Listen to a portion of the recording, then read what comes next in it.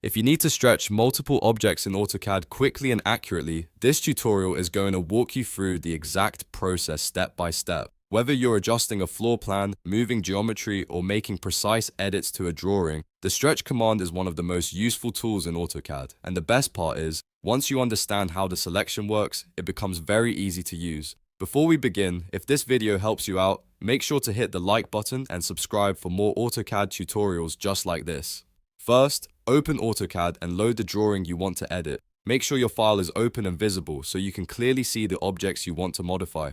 The stretch command works best when you know exactly which parts of the drawing need to move and which parts need to stay in place. Now, on your keyboard, type stretch and press enter.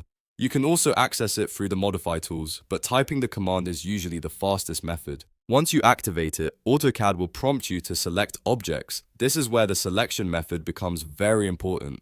To stretch objects, you need to make a crossing selection.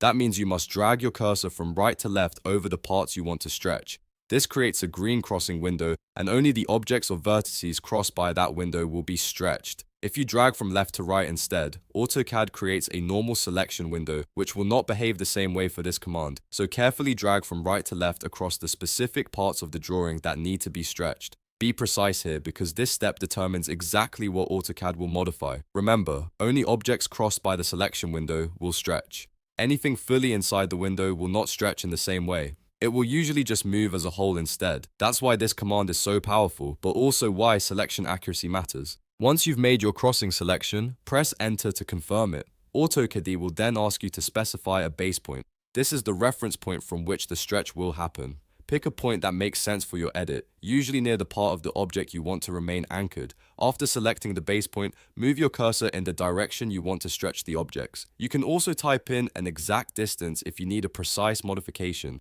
If you're doing technical drafting or architectural work, entering a value is often the best way to keep everything accurate. If you're adjusting things visually, simply moving the cursor may be enough. When the geometry looks correct, click to confirm the new position.